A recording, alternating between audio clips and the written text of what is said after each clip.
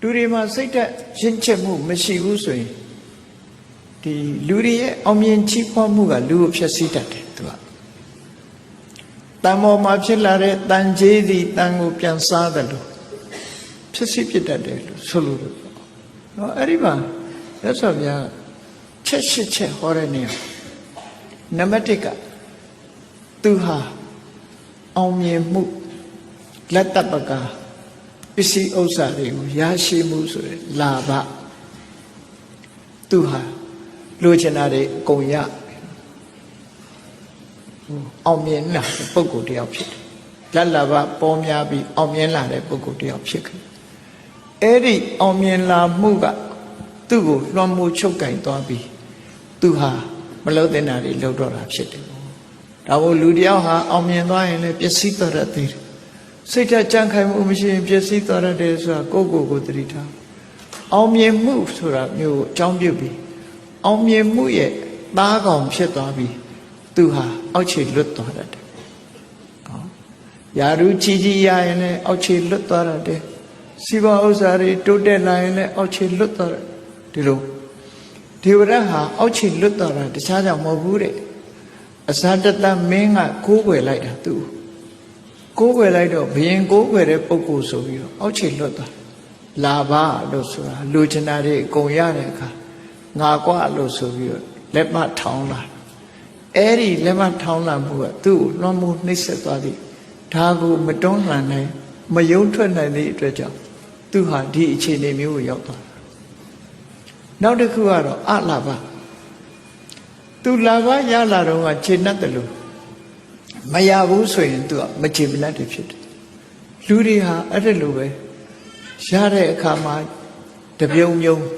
မရတဲ့အခါမှာကြတော့သူတို့ဟာတငုံငုံနဲ့ depression ဆိုတာဖြစ်တယ်လူတွေမှာအောင်မြင်ကြီးပွားမှုကိုရလာပြီဆိုလို့ရှိရင်သူကမော်ကြွားလာတယ်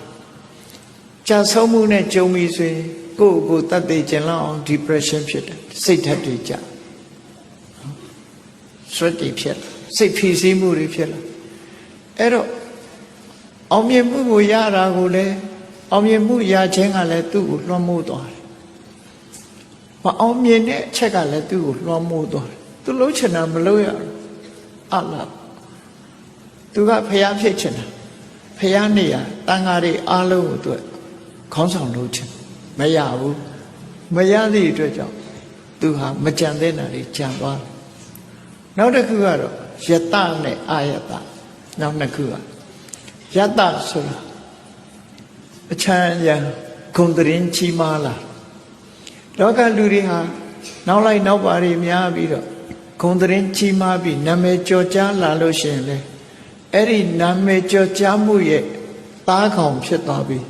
သူဟာယုံထွက်နိုင်ကြမရှိတော့ဘူးစိတ်ကောင်းနှလုံးကောင်းတွေဟာ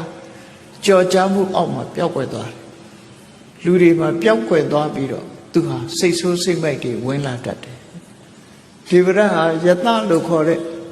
သူ့ရဲ့အချမ်းရံဂုံတရင်ချီးလာမှုတွေကိုအကြောင်းပြုပြီးတော့မတွန်းလှန်နိုင်တဲ့အတွက်ကြောင့်သူဟာကြာဆုံးသွားတာဖြစ်တယ်ပေါ့အာယတ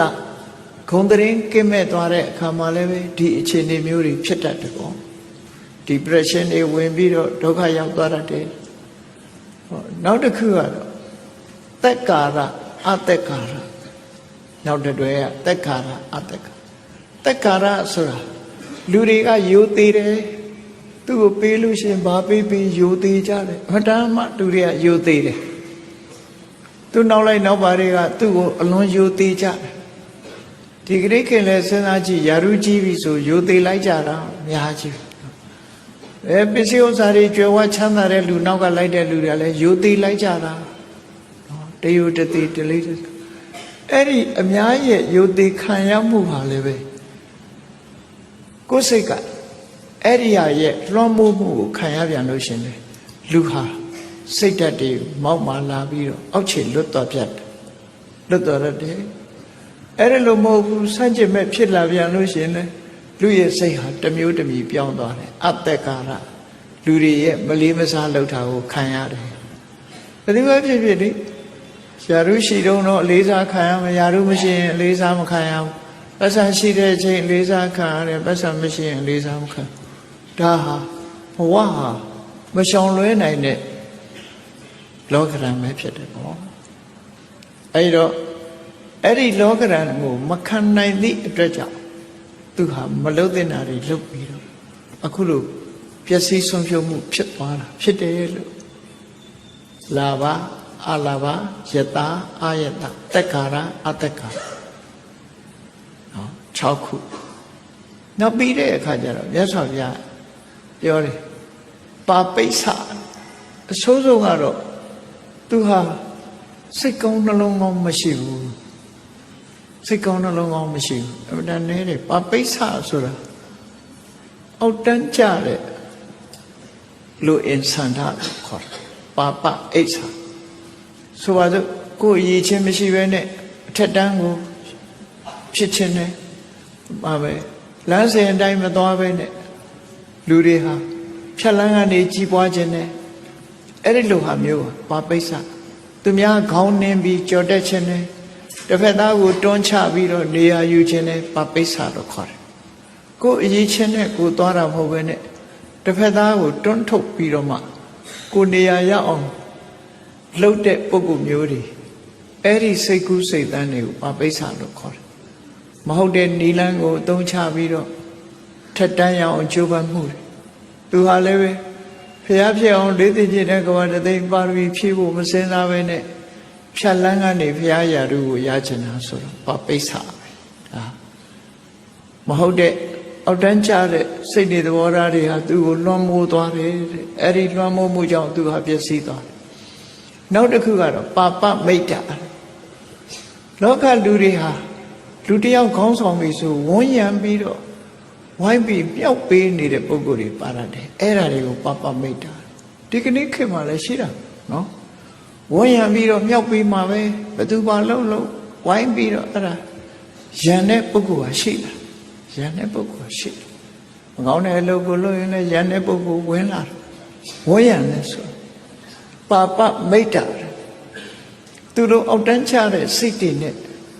အောက်တန်းချတဲ့ခံယူချက်တွေနဲ့ဝိုင်းပြီးတော့ဝန်းရံပတ်သက်လာတဲ့ပုဂ္ဂိုလ်တွေမိတ်ဆွေတွေရုပ်တွေနဲ့အပေါင်းအသင်းတွေနဲ့သူဟာဒါတွေကိုအဟုတ်ထင်ပြီးတော့မှန်ကန်တဲ့လမ်းကြောင်းကနေလမ်းကြောင်းကြီးကိုတွေးဖီးလာတယ်ဟောပါပိဿပါပမိတ်တာဒီအချက်ဟာအရေးကြီးဆုံးပဲ